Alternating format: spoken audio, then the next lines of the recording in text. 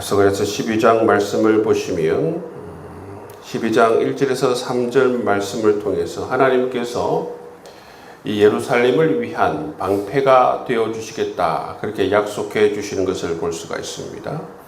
2절 말씀에 보면 내가 예루살렘으로 그 사면 모든 민족에게 취하게 하는 잔이 되게 할 것이라. 예루살렘이 애워싸일 때에 유다에까지 이르리라.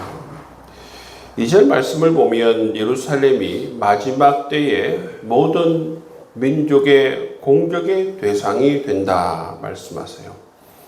그렇지만 하나님께서 3절 말씀을 통해서 말씀하십니다. 그날에는 내가 예루살렘을 모든 민족에게 무거운 돌이 되게 하겠다 그렇게 말씀해요.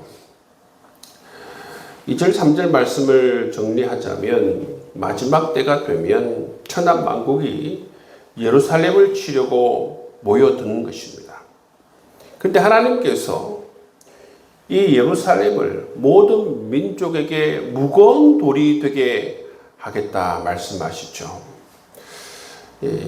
이 세계 만국이 예루살렘을 치기 위해서 몰려들 때에는 예루살렘이 아주 연약하고 가벼운 돌처럼 얼마든지 자기 자신의 힘으로 무너뜨릴 수 있는 것처럼 그렇게 해서 몰려드는 것입니다. 근데 하나님께서 어떻게 만드신다는 것입니까?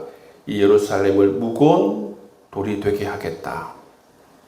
그래서 하나님께서 이처럼 예루살렘을 직접 보호해 주셔서 아무도 건드릴 수 없는 그러한 예루살렘이 되게 만드시겠다. 그렇게 약속해 주시는 것을 볼 수가 있습니다.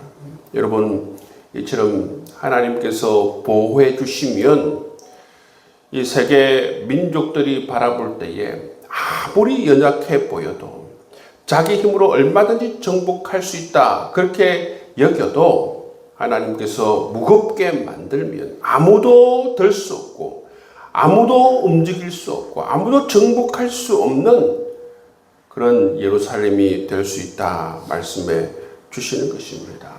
여러분, 하나님께서 이처럼 함께 해 주시고 하나님께서 직접 보호해 주시면 우리 모두는 다 무거운 돌이 될 수 있다는 것입니다. 세상이 아무리 우리를 쉽게 여기고 쉽게 넘어뜨리고 쉽게 여러분 우리를 넘어지게 할 그렇게 힘을 쓴다고 하더라도 절대 움직이지 않고 절대 넘어지지 않는 하나님의 백성이 된다 말씀하고 있습니다. 여러분, 하나님의 보호 아래 있으면 우리가 무거운 돌이 될 수 있습니다. 하나님의 보호 아래 있으면 아무도 우리를 움직일 수 없는, 넘어지게 할 수 없는 그러한 하나님의 백성이 될 수 있으리라 믿습니다. 4절에서 9절 말씀해 보시면 하나님께서 우리를 위해서 직접 싸워주신다 말씀하십니다. 4절 말씀해 보면 여호와가 말하노라 그날에 내가 모든 말을 쳐서 놀라게 하며 그 탄자를 쳐서 미치게 하되 유다 족속은 내가 돌보고 모든 민족의 말을 쳐서 눈이 멀게 한다 말씀하고 있어요. 여러분, 마지막 날에 되면 하나님께서 우리를 위해서 직접 싸워주신다. 우리를 대신하여서 싸워주시는 것입니다. 하나님께서는 여러분 우리의 삶에서 벌어지는 일들을 이처럼 단순하게 지켜보시는 분, 단순하게 구경하시는 분이 아니시라. 하나님께서는 우리의 삶에 벌어지는 일들을 바라볼 때에 우리의 삶에 개입하시는 분이시다. 개입하셔서 어떻게 하십니까? 직접 이렇게 싸워주세요. 직접 싸워주시는 분이심을 우리에게 말씀해 주고 있는 것입니다. 8절 말씀을 보시면 그날에 여호와가 예루살렘 주민을 보호하리니 그 중에 약한 자가 그날에는 다윗 같겠고 다윗의 족속은 하나님 같고 무리 앞에 있는 여호와의 사자 같을 것이라 말씀하고 있습니다.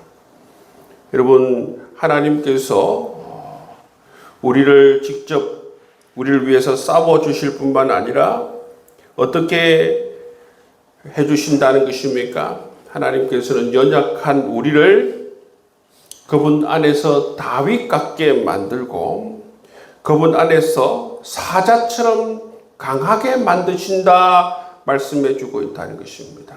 여러분, 하나님께서 함께 하시면 위에서는 무거운 돌처럼 된다 말씀하시죠? 하나님께서 함께 해주시면 우리가 여호와의 사자처럼 강해질 수 있다 말씀하고 있습니다. 여러분, 하나님께서 우리를 이처럼 강한 사자의 심정을 가진 사람이 되게 하시고 사자처럼 강한 주의 군사들이 될 수 있도록 인도해 주신다 약속해 주고 있습니다. 하나님께서는 우리의 삶에 직접 참여해 주셔서 우리를 위해서 직접 싸워주시는 하나님이실 뿐만 아니라 우리를 사자처럼 강하게 만드셔서 영적 싸움에서 승리할 수 있도록 이끌어주시는 하나님이심을 우리에게 말씀해 주십니다. 이런 은총이 여러분 가운데 임하길 주의 이름으로 축복합니다. 그리고 그날의 은총과 강구하는 심령을 부어주신다 약속해 주고 있습니다. 10절 말씀해 보시면 내가 다윗의 집과 예루살렘 주민에게 은총과 강구하는 심령을 부어주리니 말씀하고 있습니다. 여러분, 지금 이 예언서에 나오는 이 유다의 가장 큰 문제가 무엇이었습니까? 가장 큰 문제는 뭐냐면 자기 자신의 잘못을 알지 못한다는 것입니다. 그리고 회개하지 않는 것이 바로 이 유다의 가장 큰 문제입니다. 그런데 하나님께서 마지막 때에 무엇을 부어주신다고 약속해 주고 있습니까? 그에게 바로 간구하는 심령을 부어주신다. 하나님께서 회개의 영을 부어주신다 약속하고 있습니다. 그래서 마지막 때에 이 회개를 통해서 진정한 이 회개를 통해서 영적인 부흥과 진정한 변화가 일어날 수 있도록 하나님께서 이끌어 주신다라는 것입니다. 그래서 11절에서 14절 말씀을 보시면 큰 애통이 일어나는 것입니다. 하나님께서 이 회개의 영을 부어주심으로 말미암아 예루살렘으로부터 시작하여서 그날에는 집안마다 가문마다 큰 애통이 이어지는 것입니다. 다윗의 족속과 나단의 족속과 레위의 족속과 심의 족속, 이 모든 족속들 가운데에 하나님의 큰 애통이 임하게 되는 것입니다. 이처럼 하나님께서 이들 가운데에서 진정으로 자기 자신을 죄를 깨닫고 진정으로 회개하여서 하나님 앞으로 돌아오는 귀한 역사가 일어난다라고 말씀해 주고 있습니다. 여러분, 이 유다가 살 길이 뭡니까? 유다가 살 길은 바로 회개입니다. 그런데 하나님께서 회개의 은총을 베풀어 주신 것입니다. 회개의 은총을 베풀어 주신다는 그 말은 뭐냐면 바로 이 유다를 진정으로 회복시켜 주시겠다.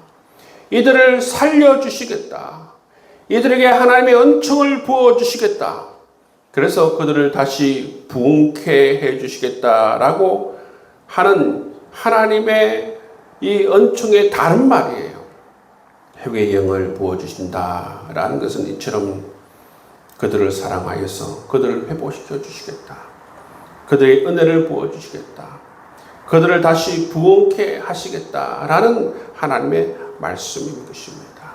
여러분, 회개가 이처럼 정말로 중요한 것입니다. 회개할 때에 심령의 부흥이 일어나는 것입니다.